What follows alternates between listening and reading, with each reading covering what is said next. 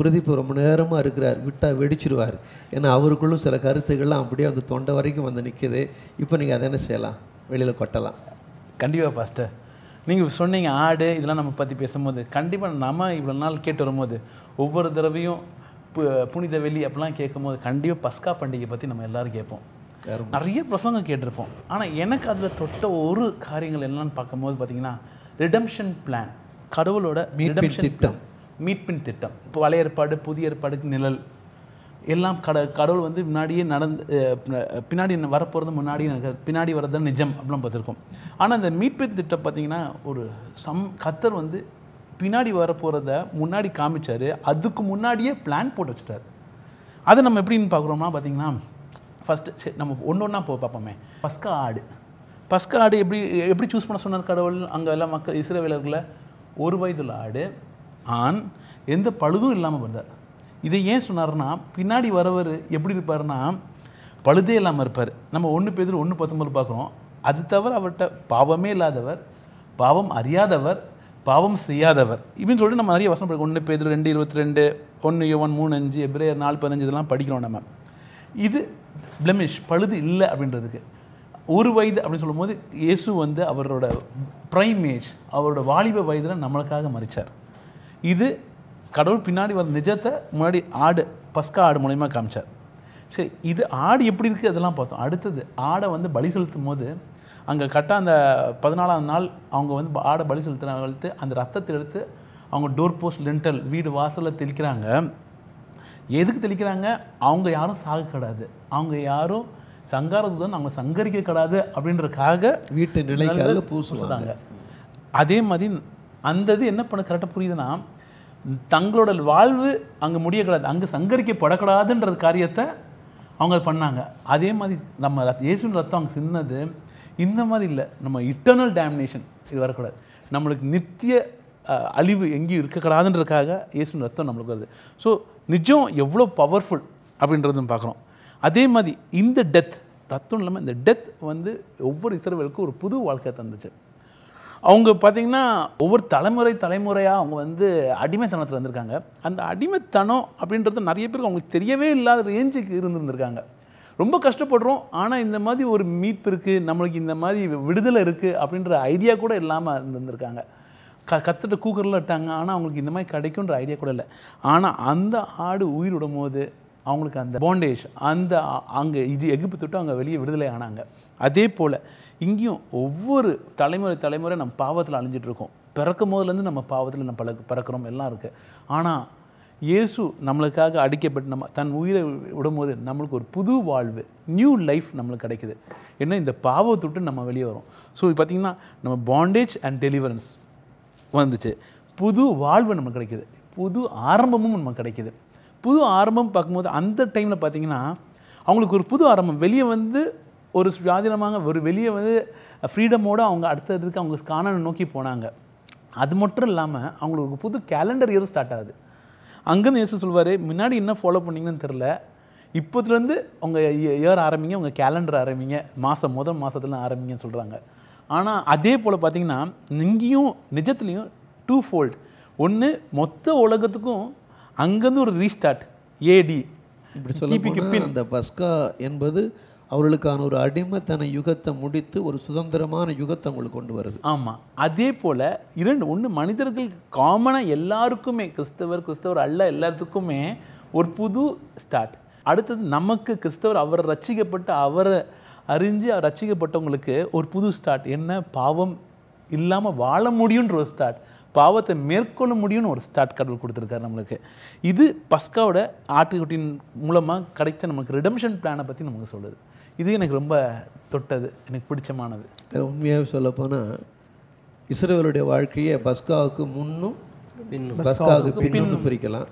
ஆனால் உலக சரித்திரதும் இதுக்கு முன்னாடி வந்து பார்த்தீங்கன்னா யுகங்களை பற்றி படிக்கும்போது பாவம் அறியாத காலம், மனசாட்சியின் காலம், மனித ஆளுகையின் காலம், நியாயப்பிரமாணத்தின் காலம், கிருபியின் காலம்லாம் அப்படிலாம் சொல்லிட்டு வராங்க.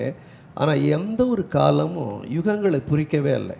பஸ்கா இஸ்ரவேலருக்கான ஒரு யுகத்தை முடித்து இன்னொரு யுகத்தை தோற்றுவித்தது. ஆனால் கிறிஸ்துவாகிய பஸ்கா பலியான பொழுது வரலாற்று சிறப்புமிக்க ஒரு யுகத்தையே அவர் கொண்டு வந்தார். தனக்கு முன்னும் தனக்கு பின்னும் என்றதான ஒரு பெரிய வரலாற்று உண்மையை கொண்டு வந்தால் நம்முடைய வாழ்க்கையிலேயே நம்ம ரட்சிக்கப்பட்டதுக்கு முன்னும் பின்னுங்கிறதான ஒரு காரியம் இங்கே இருக்குது. இப்போ ரொம்ப நம்ம தலைவற்ற வருவோம், ரொம்ப அற்புதமான ஒரு காரியத்தை செய்வாங்க. அவங்க சொல்லுவாங்க, எப்பயும் தம்பிகிட்ட கேட்குறது எனக்கு ரொம்ப ஆர்வமாக இருக்கும். ஏன்னா மிகுந்த வேகத்தில் பிரயாசப்படக்கூடியவங்க. இந்த கோட்பாட்டு ரீதியாக உபதேச ரீதியாக நீங்கள் என்ன பதிவு பண்ண விரும்புகிறீங்க? இல்லை, என்ன ரொம்ப மனதை தொட்ட ஒரு காரியம் வந்து அந்த கெத்செமனேயில் நடக்கக்கூடிய ஒரு ஜெபம். இப்போ அங்கே ஆண்டவர் ஜெபிக்கும் பொழுது, பிதாவே உமக்கு சித்தம் ஆனால் இந்த பாத்திரம் என்னை விட்டு நீங்கும்படி செய்யும், ஆகிலும் ஏன் சித்தம் அல்ல உம்முடைய சித்தம்னு ஜெபிக்கிறாரு. நாங்கள் சின்ன பிள்ளையில் திரைப்படங்கள், அதாவது இயேசு கிறிஸ்துவை குறித்து காட்டுகிற திரைப்படங்களை பார்த்திங்கன்னா ஒரு கப்பை முன்னால் வச்சுட்டு ஆண்டவர் ஜெபம் பண்ணுற மாதிரி கப்பாங்க. If it is your will, ஆனால் அந்த கப்பு போட்டோம் அப்படின்ட்டு. நானும் ரொம்ப நாளாக கப்புன்னு நினச்சிட்டே இருந்தேன். ஆனால் அதை கொஞ்சம் வேதத்தில் படிக்கும் பொழுது எதை குறித்து ஆண்டவர் பேசுகிறார் அப்படின்னா, இந்த பாத்திரம் அப்படிங்கிறத வேதத்தை பொறுத்த வரைக்கும் ஒரு சில வசனங்களை நீங்கள் பார்த்தீங்க அப்படின்னா, எரேமியா தீர்க்கதரிசியின் புஸ்தகம் 25வது அதிகாரம் 15வது வசனத்தை பார்த்தீங்க அப்படின்னா 15-16 பார்க்கும் பொழுது ஆண்டவர், அதாவது பிதாவாகிய தேவன் ஒரு பாத்திரத்தை பற்றி பேசுகிறார். அந்த பாத்திரம் எதுன்னா, வசனம் எப்படி சொல்லுது, இந்த உக்கிரமாகிய மதுபானத்தின் பாத்திரத்தை நீர் கையில் இருந்து வாங்கி. அப்போ இந்த பாத்திரம் என்கிறது எதை குறிக்கிறதுனா, தேவனுடைய கோபத்தை அது குறிக்கிறதா இருக்குது. வேதத்தில் எப்போதுமே ஒரே வசனத்தின் அடிப்படையில் எந்த ஒரு உபதேசத்தையும் நம்ம எழுப்பக்கூடாது. அப்படி பார்த்தோம் அப்படின்னு சொன்னால், சங்கீதம் 75வது அதிகாரம் 8வது வசனம் எப்படி சொல்லுதுன்னா, கலங்கி பொங்குகிற மதுபானத்தினால் நிறைந்த பாத்திரம் அப்படின்னு இருக்குது. அதனுடைய பின்பகுதி, அவருடைய உக்கிர வண்டல்களை உறிஞ்சி குடிப்பவன் யார், அல்லது வண்டல்களை உறிஞ்சி குடிப்பவன் யார்னு வருது. இது பல இடத்துல பார்க்கலாம். ஏசாயா தீர்க்கதரிசியின் புஸ்தகம் 51வது அதிகாரம் 17, 22 எல்லா இடத்துலையுமே இந்த பாத்திரம் வண்டல்கள் வரும் பொழுது it represents the wrath of God. அப்போது இதை குறித்து என்னை கொஞ்சம் யோசிக்க வச்ச விஷயம் என்னென்னா, இந்த யோபு தான் இருக்குதுலே மிகுந்த பழமைவாதின்னு சொல்லலாம். அந்த யோபு கூட வேதத்தில் சொல்லும் பொழுது, யோபு 21வது அதிகாரம் 20வது வசனத்தில் சர்வ வல்லவருடைய உக்கிரத்தை குடிக்கிறவன் அப்படிங்கிற மாதிரி கொண்டு வர ஆரம்பத்தில் அந்த வார்த்தை சொல்லப்படும். அப்போ வேதத்தில் இருக்கக்கூடிய இந்த பேட்டர்ன் பிரகாரம் பார்த்தோம் அப்படின்னா, பாத்திரம் என்பது தேவனுடைய கோபாக்கினையின் பாத்திரம் அப்படின்னு சொல்லுது. சரி, இப்போ இது அப்படியே இங்கேருந்து கீரை போட்டு டக்கு நம்ம யோனா கதைக்கு போகணும்னு வச்சுடுங்களேன். யோனா நினிவே ஆண்டவர் போக சொல்கிறாரு, அவர் போகலை. போகும்பொழுது இடையில நமக்கெல்லாம் தெரிஞ்ச கதை தான், பயங்கரமாக புயல்லாம் வருது. நம்ம ஒன்று நினச்சிருப்போம், ஆண்டவர் போக சொன்னார், அவன் போகலை, அதனால் புயல் அனுப்பிச்சு அவனை டைரக்ஷனை திருப்பி அங்கே கொண்டு போயிட்டார் அப்படின்னு. இல்லை, அது ஒரு வகையில் தேவனுடைய கோபம். அது ஒத்த மனிதனுடைய கீழ்ப்படியாமையை கண்டு பரலோகம் எவ்வளோ கோபப்படுகிறதுங்கிறதுக்கு சாம்பிள். அப்போ யோசிச்சு பாருங்கள், யோனாங்கிற ஒரு மனுஷன் மீறின உடனே ஆண்டவரோட கோபத்தை கண்டு கடலே கொந்தளிக்குது. ஏன் சொல்கிறேன், அவருடைய நாசியின் சுவாசத்தினால செங்கடல் வழிவிட்டுதுன்னு சொல்கிறோம். அப்போ இந்த கடலை கொந்தளிக்கக்கூடிய அளவுக்கு தேவனுடைய கோபத்திற்கு காரணம் ஒத்த மனிதனுடைய மீறுதல். இப்போ அப்படி வச்சு பார்ப்போம், ஒட்டு மொத்த மனுக்குலத்தின் மீறுதலுக்கான தண்டனையும் ஒத்த மனிதனாய் வந்த அந்த மத்தியஸ்தர் மேலே விழுந்தா எப்படி இருக்கும்? மாபெரும். இதைத்தான் அவர் சொல்லுகிறாரு, பிதாவே உமக்கு சித்தமானால் இந்த பாத்திரம் என்னை விட்டு நீங்கும்படி செய்யும். அப்போ அந்த கப்பில் என்ன இருந்துச்சு அப்படின்னா, அந்த கப்பில் தேவனுடைய உக்கிர கோபம் இருந்துச்சு. ஒட்டுமொத்த மனுக்குலத்தின் மீது காண்பிக்க வேண்டிய கோபம் உங்கள் மேலே, என் மேலே, இந்த மொத்த மனுக்குலத்து மேலே இருக்கிற கோபத்தையும் மொத்தமாக சேர்த்து தேவன் ஒத்த மனிதர் மேலே போட்டார். அதுதான் அந்த வண்டல்கள். அதை நினச்சி பார்க்கும் பொழுது எனக்காக தேவனுடைய கோபத்தை அவர் குடித்தார். அதை நினைக்கும் பொழுது, அதை விவரிக்கும் பொழுது அந்த வண்டல்கள் கோபம், ஒட்டுமொத்த மனுக்குலத்தின் கோபம் ஒத்த மனுஷன் மேலங்கிறப்ப ஒரு மாதிரி உடம்பு சிலுக்க தான் செய்யுது. ப்ளீஸ் அதை நினைத்து பார்க்கும் பொழுது அந்த கெத்செமனேலேருந்து ஆரம்பிக்கிற அந்த பாடுகள் என்பது ஏதோ ஒரு சாதாரண சிலுவை மரணம் அப்படின்னு நம்ம யோசிக்க முடியாது. இன்னும் சொல்லப்போனால் அந்த பாடுகளை எக்ஸ்பிரஸ் பண்ணுறதுக்கு we don't have words to express. வர்ணிக்க வார்த்தைகள் இல்லை. we can express through our tears. அவ்வளோதான், கண்ணீரால் மாத்திரமே அதை வர்ணிக்க முடியும். உண்மையாக சொல்ல போனால் கெத்செமனே தோட்டம் என்பது ஏதேன் தோட்டத்துக்கு எதிரானது. ஏதேன் தோட்டத்திற்கான ஒரு மாற்று. ஒரு தோட்டத்தில் விளைந்த கீழ்ப்படியாமையினுடைய அந்த தண்டனையை அல்லது அங்கு நிகழ்ந்து விட்ட தீமையை அகற்ற இன்னொரு தோட்டத்தை தேவன் பயன்படுத்துகிறார். இந்த தோட்டத்தில் முந்தின ஆதாம், இந்த தோட்டத்தில் பிந்தின ஆதாம். ஒத்த ஆதாமால் மொத்த உலகமும் சபிக்கப்பட்டு மரணத்துக்குள்ளானது. இந்த ஒத்த பிந்தின ஆதாமால் ஒட்டுமொத்த உலகமும் ரட்சிக்கப்பட சாத்தியமாயிற்று. ரொம்ப அருமையான ஒரு காரியத்தை சொன்னீங்க. கெத்செமனினாலே வலி, பிழிந்து எடுக்கப்படக்கூடிய, செக்கில் இட்டு ஆட்டக்கூடிய அந்த க்ரஷிங் இல்லைங்களா? அதை யோசிக்கும்போது அவர் அந்த பாத்திரனை விட்டு நீங்கள் கூடுமானால் நீங்கும்படி செய்யணும்னு சொன்னதுக்கு நான் இன்னொன்று கூட பார்க்குறேன். இந்த பாத்திரத்தை நான் உறிஞ்சி குடிக்கும் பொழுது எந்த தியாகத்தையும் நான் செய்வேன், ஆனால் பிதாவோடு கூடிய உறவு துண்டிக்கப்பட்டு விடுமே என்ற ஒரு மாபெரும் வலி குமாரனுக்கு. அது குமாரனுக்கு மட்டுமல்ல, குமாரன் அனுபவித்திருக்க இணையான வலி பிதாவாகிய தேவனுக்கு உண்டு. ஆக இந்த 2 பேருடைய வழியில் தான் நமக்கு வழி பிறந்திருக்குங்கிறது கெத்செமனே தோட்டம் நமக்கு கற்றுத்தரக்கூடிய ஒன்று. நம்ம இங்கேருந்து அடுத்த நிலைக்கு நம்ம போனோம்னா இது தரக்கூடிய வரலாற்று உண்மைகள், சரித்திர உண்மைகள். ஏன்னா எந்த ஒரு சத்தியமும் சத்தியமாக இருந்தால் ஆன்மீகவாதிகளால் மட்டுமே அது விசுவாசிக்கப்பட முடியும். ஆனால் சத்தியம் சரித்திரத்தினாலும் மருத்துவ அறிவியலினாலும் உறுதிப்படுத்தப்படும் பொழுது கேட்பவர்களுக்கு சொல்லத்தக்கதான ஒரு ஒரு ஒரு கேள்வியினுடைய திராணி நமக்கு இருக்குது. இந்த ஒரு காரியத்தில் இப்போ நம்ம ஜான் தான் நீங்கள் என்ன செய்யணும், அதை நீங்கள் தொடர்ந்து பேசணும். கண்டிப்பாக பாஸ்டர். இப்போ நம்ம கேட்டோம், தேவனுடைய கோபாக்கினை அந்த கெத்செமனே தோட்டத்தில் எந்த அளவுக்கு இருந்திருக்குங்கிறத போதர் அழகாக சொன்னார். அப்போ யோசிச்சு பாருங்கள், இன்றைக்கி நம்ம நிறையா இடத்துல பார்க்குறோம், இந்த மூட்டை தூக்குறவர்கள்லாம் பார்க்கும் பொழுது அவர்கள் அந்த பாரத்தை சுமந்து செல்லும் பொழுது அப்படியே வேர்வையாக வரும். ஏன்னா அவ்வளோ பெரிய பாரங்கள் மேலே இருக்கும் பொழுது அவங்க பாடியை வந்து பார்த்தோன்னா அதுக்கு கெமிக்கல் ரியாக்ஷன் ஏற்பட்டு அப்படியே வெளியே வருது. அப்போ யோசிச்சு பாருங்கள், ஒரு மனிதன் ஒரு குறிப்பிட்ட அளவுக்கு உண்டான பாரத்தை சுமக்கும் பொழுது, வேர்வை ஆகும் பொழுது அது அவனுக்கு ஒரு பெரிய ஒரு ப்ரெஷராக மாறுது. அப்போ மொத்த உலகத்தினுடைய கோபமும், என்ன சொல்ல போனால் தேவனுடைய கோபமும் மொத்த உலகத்தினுடைய பாவமும் ஒரு மனிதன் மேலே வைக்கும் பொழுது it is a complete fullness of the pressure. அது வந்து பார்த்தோன்னா வேதம் எப்படியா சொல்லுதுன்னா, அவர் மிகவும் வியாகுலப்பட்டு, லூக்கா 22:44 மிகவும் வியாகுலப்பட்டு அப்படின்னா அந்த அளவுக்கு பாரம் அவருடைய இருதயத்தில் அவர் மேலே வைக்கிறார்கள். இந்த பாரம் வைக்கும் பொழுது அதிக ஊக்கத்தோட ஜெபம் பண்ணினார். அவருடைய வேர்வை இரத்தத்தின் பெரிதுளிகளாய் தரையிலே விழுந்தது அப்படின்னு. அப்போ இன்றைக்கி நமக்கு ஒரு கேள்வி எல்லாரும் கேட்பாங்க, ரத்தத்தில் வேர்வையில் எப்படிப்பா ரத்தம் வரும்? இன்னைக்கு வேர்வையில் ரத்தம் வந்து நான் எங்கேயும் பார்த்தது இல்லையா? நியாயமான கேள்வி தானே, அருமையான கேள்வி தான், எல்லாரும் கேட்கக்கூடிய ஒரு கேள்வி தான். ஆனால் வேத சயின்டிஸ்ட், மெடிக்கல் ஆராய்ச்சி பண்ணுறவர்கள் இது பாசிபிளா அப்படின்னு கேட்கும் பொழுது அவர்கள் சொல்லுகிறார்கள், மெடிக்கல் கண்டிஷன் அல்ல, it's of course it is possible and it is happen அப்படிங்கிறாங்க. இதற்கு ஒரு வார்த்தை அவங்க என்ன சொல்கிறாங்கன்னா ஹெமாட்டிட்ராஸ் அப்படிங்கிறாங்க, HEMATIDROSIS அப்படிங்கிறாங்க. இதற்கு என்ன அர்த்தம் அப்படின்னா ஒரு ஹை டிகிரி ஆஃப் ஒரு ஃபிசிக்கல் ஸ்ட்ரெஸ். இன்றைக்கி நமக்கு ஐடியில் வேலை பார்க்குறவங்களுக்கு பல பேருக்கு ஸ்ட்ரெஸ்ஸுன்னு என்னன்னு தெரியும், பனி சுமை, ரைட்? அந்த ஸ்ட்ரெஸ் உச்சக்கட்ட பனி சுமை, உச்சக்கட்ட மன அழுத்தம் என்ன சொல்ல போனால் சைக்கலாஜிக்கல் ஸ்ட்ரெஸ் அப்படிங்கிறாங்க, ஒரு உளவியல் அழுத்தம். ஸோ அந்த அளவுக்கு ஒரு பெரிய அழுத்தம் வரும் பொழுது அவர்களுடைய பிளட் மாலிகுல்ஸில், என்ன சொல்ல போனால் பிளட் வெசல்ஸில் வந்து பார்த்தோன்னா ஒரு கெமிக்கல் ரியாக்ஷன்ஸ் ஏற்படுது அப்படிங்கிறாங்க.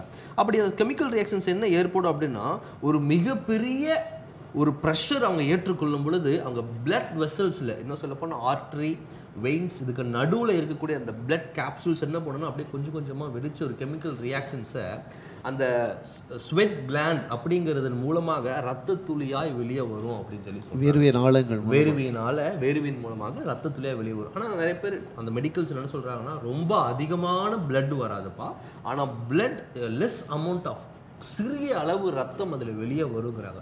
அப்படி வெளியே வர்றதுனால ஏதாவது சைடு எஃபெக்ட் இருக்குதா அப்படின்னு கேட்கும் பொழுது அவர்கள் சொல்கிறாங்க ஒரு பெரிய சைடு எஃபெக்ட் இருக்கும். என்ன அப்படின்னா உங்களோட சரீரத்தில் இப்போ வேர்வைகள்லாம் இங்கே வருது, நமக்கு நிறைய நேரத்தில் வேர்க்கும்ல, அப்போ இந்த ஸ்கின்னில் இருந்து தான் அந்த வேர்வை வருது.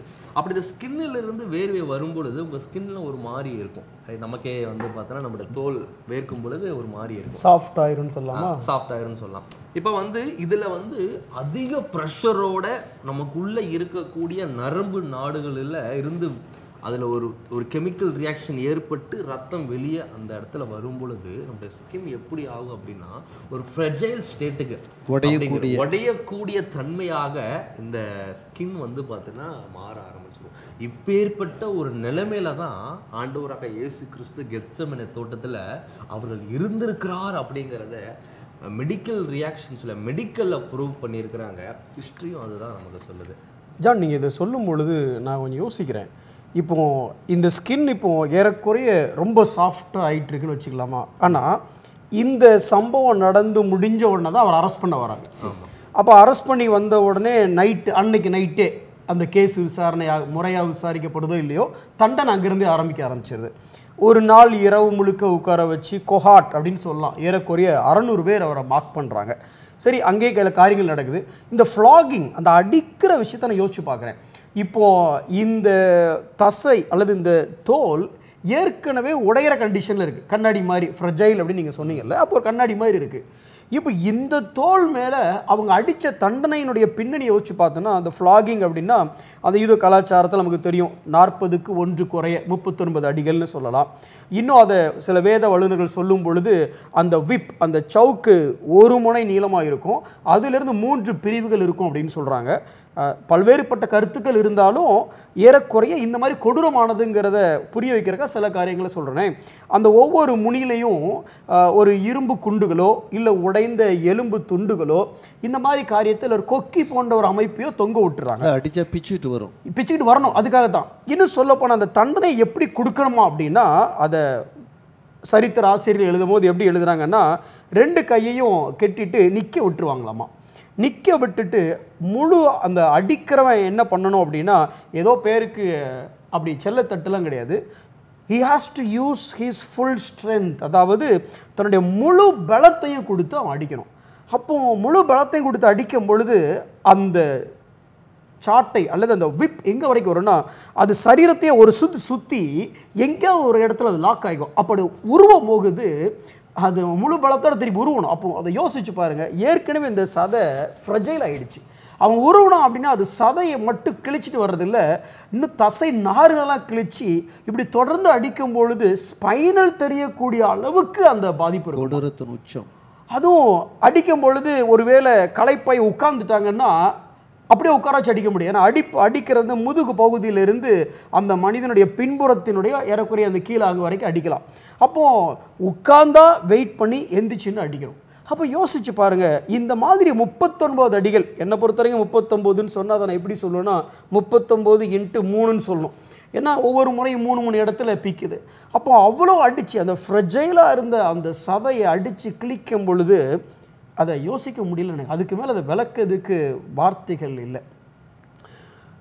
இப்படி ஒரு பாடுகளோடு இருந்த அவரை அடுத்த இதோடு சேர்ந்து இன்னொரு காரியத்தையும் நான் பதிய வைக்கலான்னு யோசிக்கிறேன்.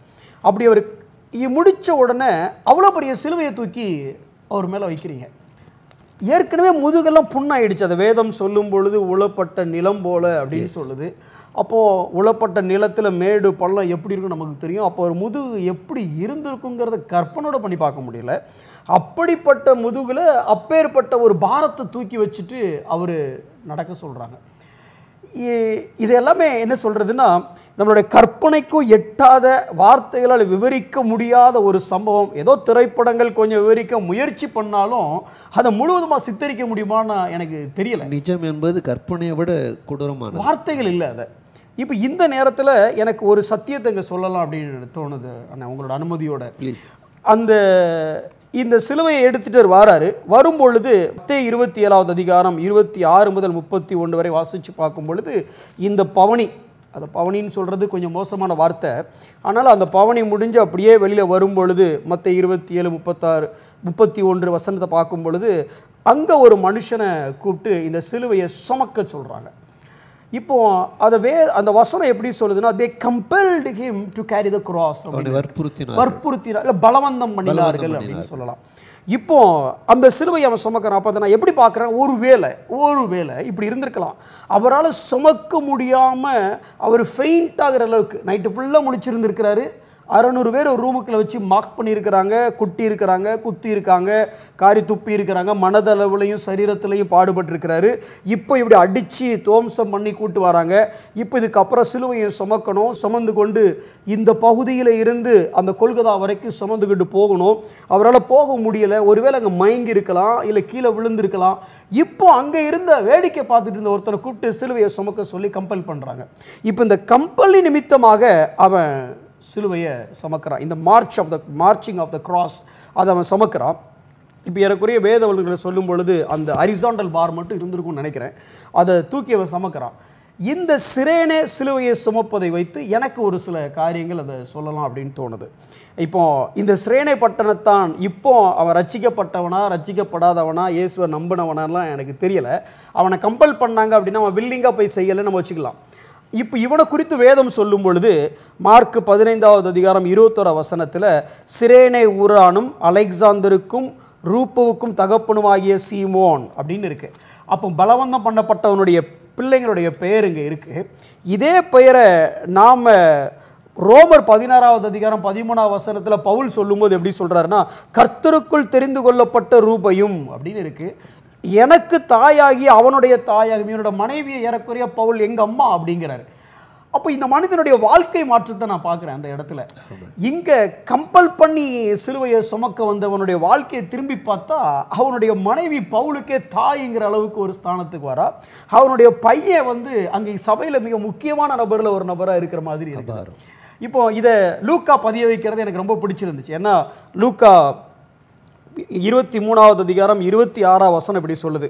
இயேசுவை பிடிச்சிட்டு வரும் பொழுது இதை மாதிரி சிரேனே ஊரான சீமோனை கொண்டு பலவந்தம் பண்ணாருன்னு சொல்லி அதே லூக்கா இன்னொரு காரியத்தை நமக்கு எழுதி வச்சுட்டு போயிருக்கிறார். என்ன அப்படின்னா லூக்கா 9வது அதிகாரம் 23வது வசனம், ஒருவன் என் பின்னே வர விரும்பினால் அவன் தன்னைத்தான் வெறுத்து தன் சிலுவையை எடுத்துக்கொண்டு அனுதினமும் என்னை பின்பற்ற கடவன். அன்னைக்கு they compelled him to carry the cross. லூக்கா இது எழுதும் போது மேபி ஏற்கனவே எழுதுனதை ஞாபகம் வச்சிருப்பாருன்னு நினைக்கிறேன்.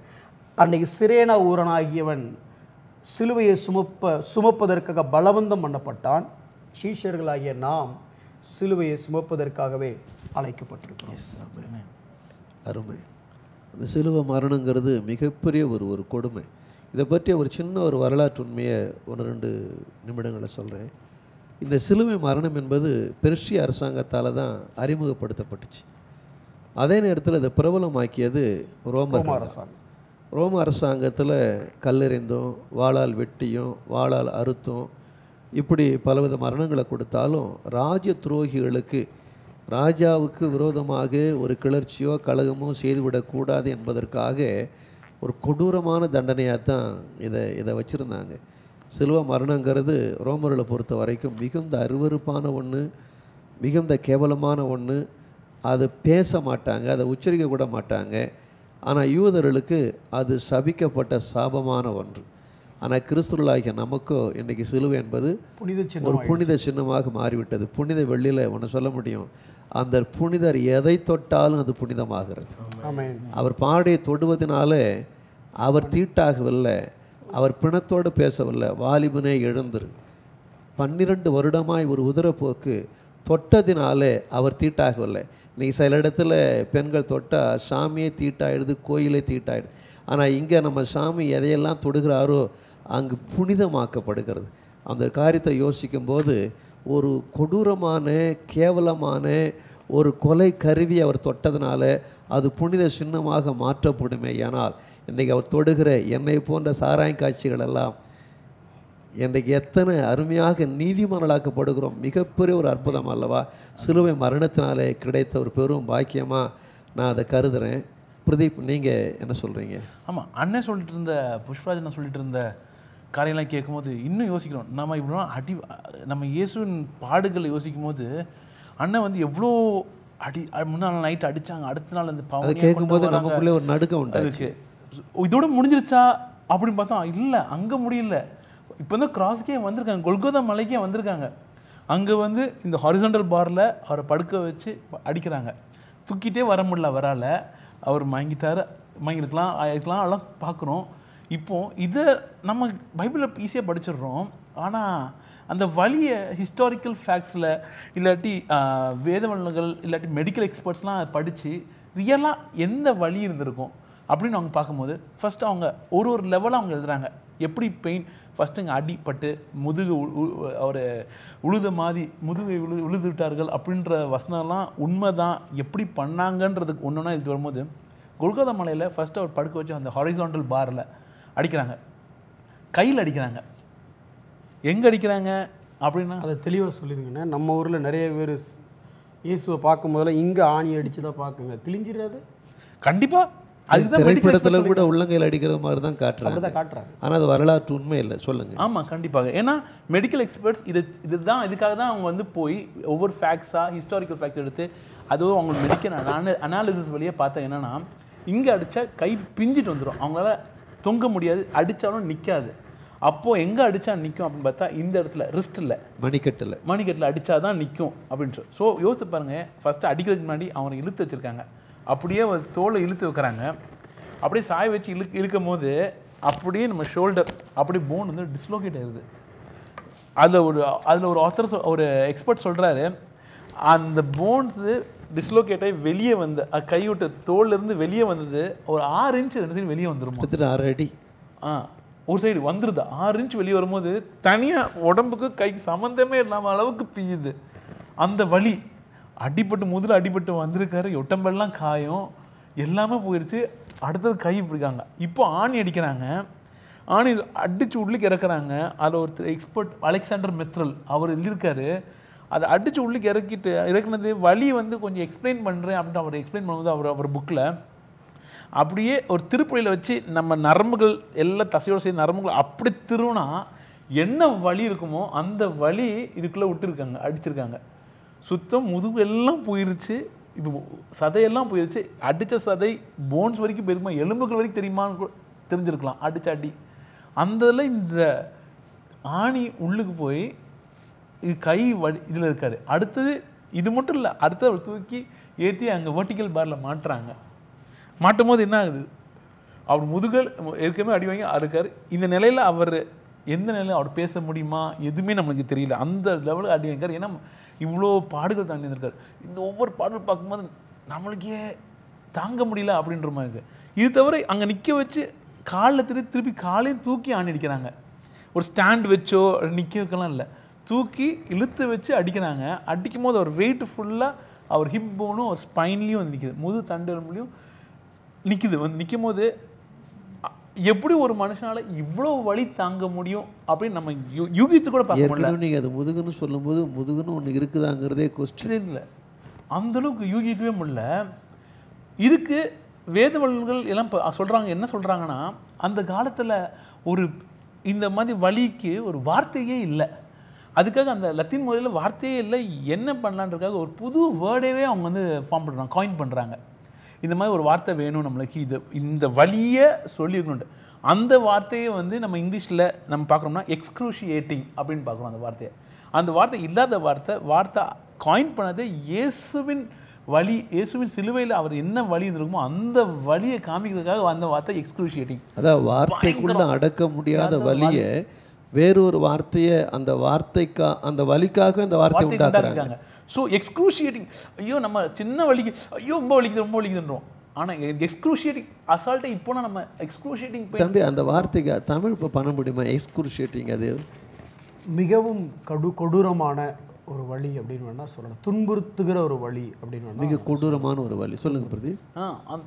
மிக கொடூரமான அது அந்த வார்த்தைக்கு அர்த்தமே புதுசாக இயேசுவை வச்சு தான் வந்திருக்குன்னா அந்த வழி யோசிச்சு பாருங்களே, கொடுமை. அதெல்லாம் யோசித்தா அப்படியே நம்மளுக்காக, நம்ம அணுக்குலத்துக்காக, நம்ம பாவத்துக்காக இவ்வளோ பாடுபடும் போது இதெல்லாம் யோசிச்சா நாம் ஒரு நாள் துரோகம் பண்ணவே முடியாதுல்ல. கண்டிப்பாக சொல்லுங்க. இப்போ ஜெனி, நீங்கள் ரொம்ப நேரமாக வெயிட்டிங்கில் இருக்கிறீங்க, கமான் சொல்லுங்க. பிரதீப் பிரதர் சொன்னது போல் ரொம்ப ஒரு எக்ஸ்க்ரூஷியேட்டிங்கான பெயின். அது வந்து இந்த லத்தீன் மொழியில் சொல்லணும் அப்படின்னா அவுட் ஆஃப் த கிராஸ், அந்த எக்ஸ்க்ரூ அப்படிங்கிற அந்த வார்த்தையை அவங்க அதுக்கு பயன்படுத்தியிருக்காங்க. அந்த பெயினில் அவர் இருக்கும்போது மூச்சு வெளியே விடுறதே வந்து ரொம்ப கடினமாக இருக்கும் அப்படின்னு சொல்கிறாங்க. அது எந்த அளவுக்கு கடினமாக இருந்திருக்கும் அப்படின்னா, மூச்சை உள்வாங்கிறது சுலபமாக இருந்திருக்குமா, இதை பற்றி மெடிக்கல் எக்ஸ்பர்ட் சொல்லும்போது எக்ஸேல் பண்ணுற ப்ராசஸ், அதாவது மூச்சை திரும்ப வெளியே எடுத்து விடுற அந்த ப்ராசஸ், அப்போ அந்த கால்களில் ஆணி அடித்ததுனால அந்த கால்களை அவர் அழுத்தி மூச்சை வெளியே விடுற மாதிரி இருந்திருக்கும். ஸோ அப்போது 2 இடத்துல வந்து அந்த ஸ்ட்ரெஸ், அந்த பெயின் வந்து அதிகமாக இருந்திருக்கும்னு சொல்கிறாங்க. கால்கள் வந்து இன்னும் அழுத்துற மாதிரி இருக்கும், அதே மாதிரி அந்த முதுகு பகுதியையும் அந்த உடன் கிராஸில் தானே அவர் வந்து சாஞ்சு நிற்கிறாரு. ஸோ அப்போது அந்த கிராஸ் மேலே அவருடைய அந்த முதுகு பகுதியை வந்து சாய்க்கிற மாதிரி இருந்திருக்கும். ஏற்கனவே நம்ம பார்த்தது போல் அந்த பகுதியே வந்து ரொம்ப சீர்குலைந்து போயிருக்கும், உழப்பட்டு இருந்திருக்கும், சதையெல்லாம் பிஞ்சு தொங்கி இருந்திருக்கும், ரத்தம் அதிகமாக வந்திருக்கும், ரொம்ப வலி வேதனையில் இயேசு கிறிஸ்து இருக்கும்போது அப்படி அந்த வலி வேதனையோட கூட அவர் வந்து ஒவ்வொரு மூச்சும் அவர் வெளியே விடும்போதெல்லாம் ரொம்ப கடினப்பட்டு தான் அவர் வந்து வெளியே விடுற மாதிரி இருந்திருக்கும். அப்போ என்ன ஆகும்னா ஒவ்வொரு மணி நேரமும் அப்படியே போக போக போக போக ரொம்ப எக்ஸாஸ்ட் ஆகியிருந்திருப்பார். ரொம்ப அது அவரை வந்து ரொம்ப அவருடைய எனர்ஜி எல்லாம் போயிருந்திருக்கும், ரொம்ப டயர்டாக இருந்திருப்பார். அப்போ கொஞ்சம் கொஞ்சமாக வந்து அந்த மூச்சை வெளியே விடுறதையே வந்து அவர் வந்து அப்படியே கம்மி பண்ணிக்கிட்டே வர மாதிரி ஆயிருந்திருக்கும். நம்ம எல்லாருக்கும் தெரியும், நம்ம வந்து ஆக்சிஜனை வந்து உள் வாங்கிட்டு கார்பன் டை ஆக்சைடை விடக்கூடியதாக நம்மளுடைய அந்த ரெஸ்பிரேட்டரி சிஸ்டம் வேலை பார்க்குது இல்லையா.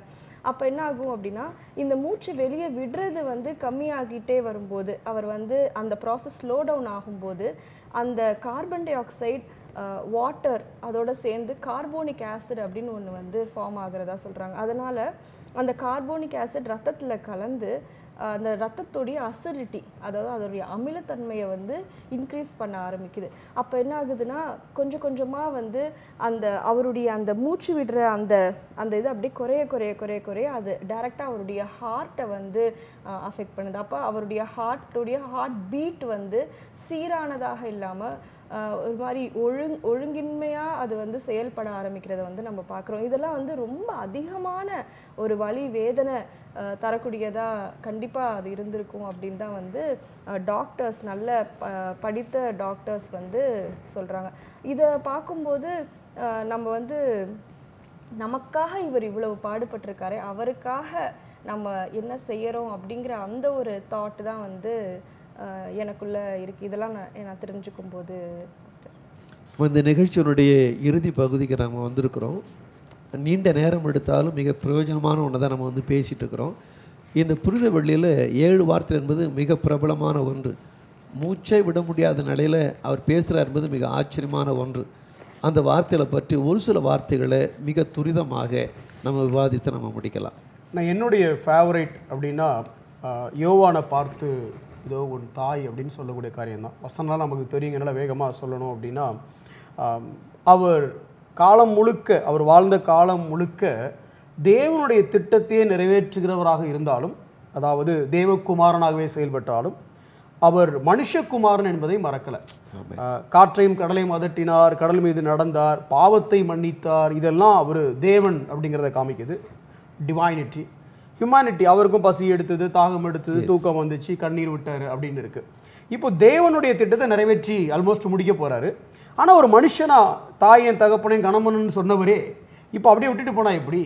அப்போ இங்கேயும் அந்த கடைசியாக தன்னுடைய மனிதனாக தன்னுடைய பொறுப்பை, தன்னுடைய தாயை கவனிக்க வேண்டிய பொறுப்பை ஒப்படைச்சிட்டு போகிறாரு.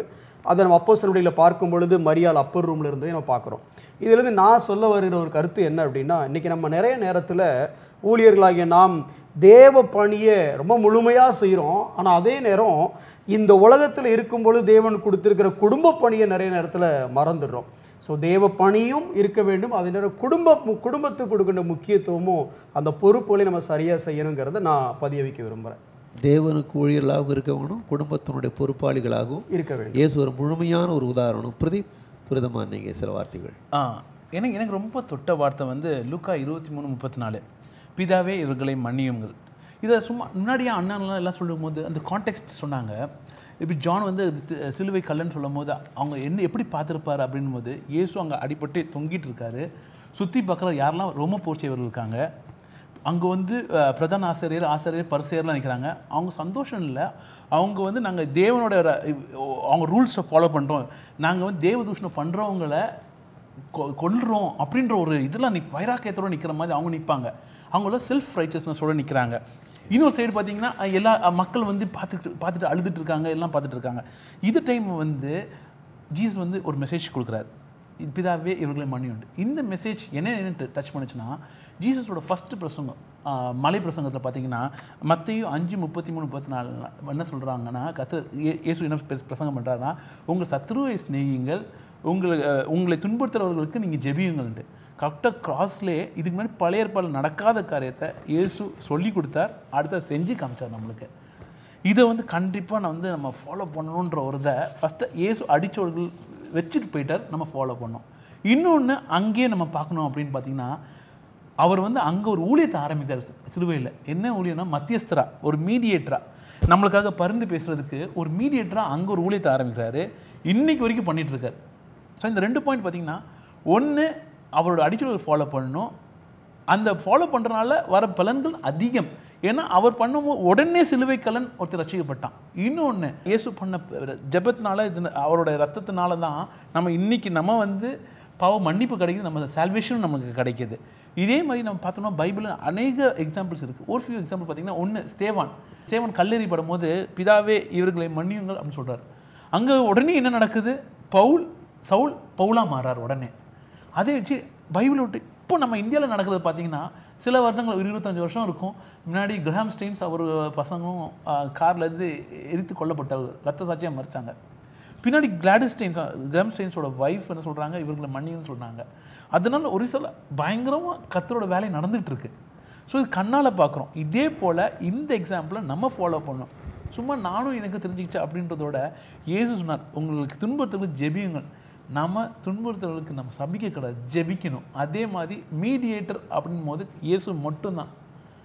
நம்ம சொல்லக்கூடிய காரியம் பின்பற்றுவதற்கு கடினமான ஒரு காரியமாக இருந்தாலும் இது முடியவே முடியாத காரியம் அல்ல. சமீப நாட்கள் வரைக்கும், போன மாதம் 26ஆம் தேதி நினைக்கிறேன், என்னுடைய நினைவாற்றல் சரியாக இருக்குமே, ஆனால் நம்ம ஹைதராபாத்தில் இருக்கிறேன். அங்கே ஒரு தேவ ஊழியர் பிரதீப் பகதலாங்கிறதான ஒரு ஊழியக்காரரை கொண்டுட்டாங்க. அவங்க மனைவி ஊடகங்களுக்கு முன்னாடி வந்து சொல்லும்போது, கிரகாம் ஸ்டெயினுடைய மனைவி கிளாடிஸ் அவர்கள் சொன்ன அதே வார்த்தையை சொன்னாங்க, என் கணவனை கொண்டவர்களை நான் மன்னிக்கிறேன்னு சொன்னபோது கிறிஸ்தவம் இன்னொரு முறை தன்னுடைய மேன்மையை காத்து கொண்டது. கிறிஸ்து நமக்கு காட்டிய வழி. தம்பி ஜான், நீங்கள் எனக்கு ரொம்ப தாக்கிய ஒரு வார்த்தை என்ன என்றால், ஏலி ஏலி லாமா சபத்கனி, என் தேவனே ஏன் என்னை கைவிட்டீங்கிற வார்த்தை. சிறிது நேரத்துக்கு முன்பதாக அந்த சிலுவை காட்சிகளை கொடுத்து நம்ம பார்த்தோம். அவருடைய பாடுகள், மெடிக்கல் எந்த அளவுக்கு அவர் பயங்கரமான ஒரு சூழ்நிலையில், கொடூரமான சூழ்நிலையில் இருந்தாருன்னு. அந்த சூழ்நிலையில் அவர் இருக்கும் பொழுது நான் ஒன்று உணர்ந்தேன், அவருக்கு தேவையாய் அடைக்கலமாய் இருக்கக்கூடிய ஒரு நபர் யாருன்னா பிதாவாகிய தேவன் மாத்திரமா. நான் வேதத்தில் பல இடத்துல பார்க்கும் பொழுது அவரும் ஒரு பிதாவும் எந்நேரமும் பிதாவோட சஞ்சரித்து கொண்டிருக்கிறார். என்னை பார்த்தால் பிதாவை பார்த்தபடி, நித்தியமாக குமாரனும் பிதாவும் பிரிக்காதபடி இருந்திருக்கக்கூடிய வசனங்கள் தாராளமாக நம்ம பார்க்க முடியுது. இந்த உலகத்தினுடைய மொத்த பாவம் அவர் மேல் சுமத்தப்படும் பொழுது, தேவனுடைய கோபாக்கினை அவர் மேல் வைக்கும் பொழுது, தேவனுடைய நீதி அங்கே இருக்கும் பொழுது, பிதாவினால் குமாரனை பார்க்க முடியாதபடி அந்த இடத்துல இருந்தார். அப்படி இருக்கும் பொழுது தேவனாக இயேசு கிறிஸ்து அவரை பார்த்து, என் தேவனே, எப்பொழுதுமே பிதாவே என்று அழைக்கக்கூடிய நபர் அந்த இடத்துல என் தேவனே என்று அழைக்கிறார். நான் இப்படியாக சொல்ல பிரயாசப்படுகிறேன், நான் தேவனோடு சதா காலம் உறவாட வேண்டும் என்று எண்ணி என்றுமே பிரிக்க முடியாத உறவை ஒரு கணம் எனக்காக பிரிந்திருந்தார். இன்னும் சொல்லணும்னா, தூரமாக இருந்த என்னை கிட்டி சேர்ப்பதற்காக அவர் பிதாவை விட்டு தூரமானார்னு சொல்லலாம்.